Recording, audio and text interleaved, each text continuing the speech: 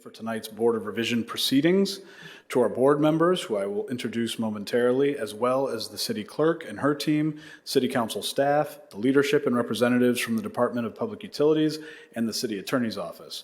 I would also like to thank our facilities team, City Hall Security, CTV, and perhaps most importantly, the residents of the Morningstar North 40th Street area for their patience throughout this process.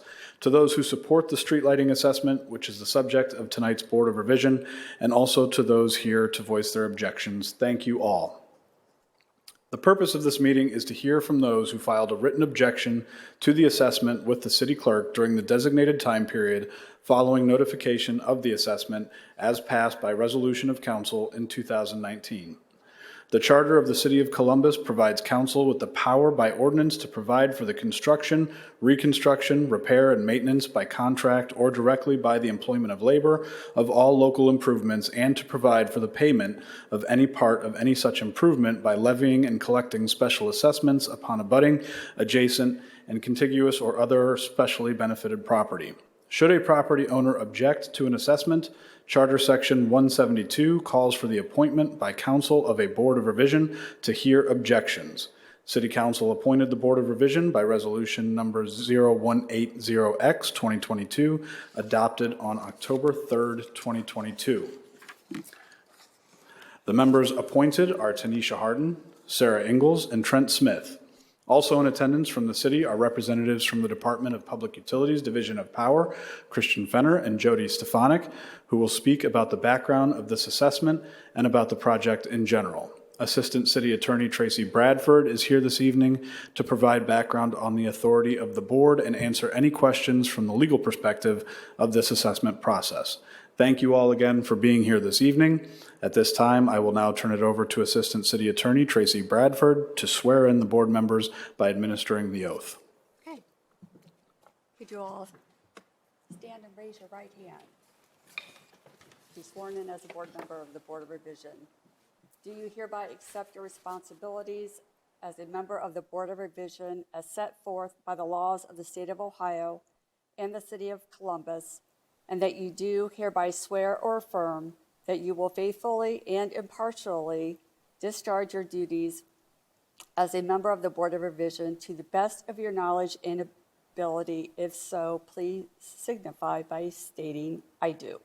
I do. Thank you. Thank you, City Attorney Bradford. At this time, we need to appoint a board chairperson. I nominate Trent Smith. Second, and so moved. Let the record show Trent Smith has been elected board chair. Thank you, Assistant City Attorney Bradford and fellow board members. First, we will hear from the representatives of the Division of Power, Christian Fenner and Jody Stefanik, on the background of this street lighting assessment. Thank you. In 2018, this neighborhood was identified for street lighting, and the neighborhood was given the option to have decorative street lighting installed. Petitions were circulated for approval through the community, saying they wanted to be assessed for this improvement. The assessment would work where the neighborhood would be assessed for the difference between a decorative street lighting system and the standard overhead non-decorative street lighting system. 291 properties were impacted. We received 65% of the property owner's approval. 60% approval is required. The division proceeded with hiring an engineering firm, EMH&T, in early 2019. They have prepared construction plans. Those were signed in July of 2020. Notice of proposed assessment letters, including the amount estimate of assessment, were mailed in August of 2020. And the current status of the project is we are ready for construction procurement pending the outcome of this hearing.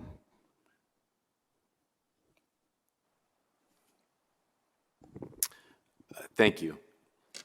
Next, we will hear from Assistant City Attorney Tracy Bradford about our authority as the Board of Revision and our role here tonight. Thank you.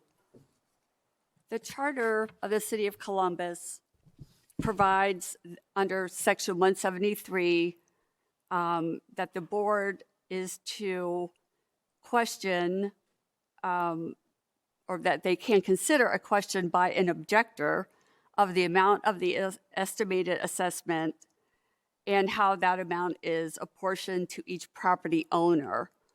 The legislation previously approved by council by resolution appropriated the special benefits equally to each property owner impacted by the cost of the street lighting. So those are really the only two things that they can object to.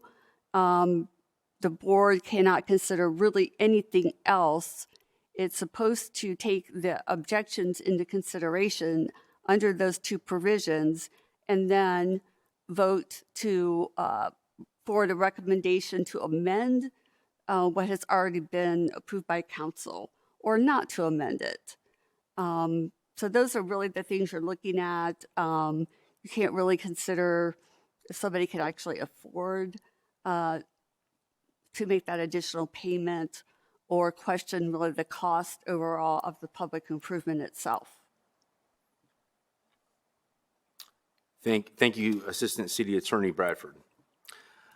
The city clerk received 6 written letters of objection, and at this time, we will hear from those who are in attendance in the order they have signed up to speak. However, at this time, let the record show that there are no objectors present in council chambers, and we will give an additional 10 minutes for anyone to arrive before we proceed further.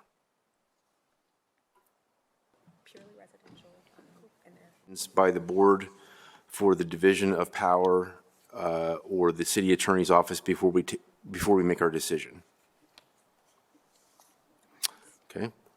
I would like to actually let the record show that there are no questions. I would like to remind everyone here that what has already been stated, that per the city's charter, we are limited in our authority to recommend that an estimated assessment be changed. We are authorized to consider issues related to the amount of the estimated assessment and how that amount is apportioned to each property owner.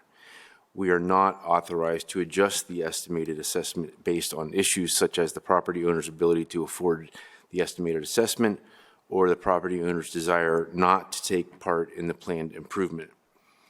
Based on the charter and having taken into consideration the testimony of those objecting and supporting to the special assessment, I'll ask City Attorney Bradford, I'll ask Assistant City Attorney Bradford to conduct a roll call vote for the question at hand. Any member voting to amend the estimated assessment and or how that amount is proportioned to each property owner must state the reason for that recommendation with their vote.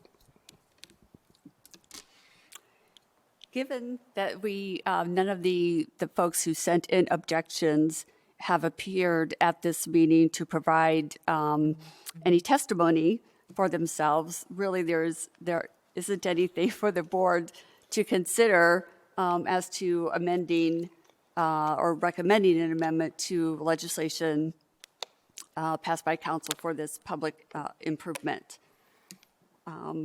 So the question actually before the board is, does the Board of Revision recommend that the amount or method of assessment be amended?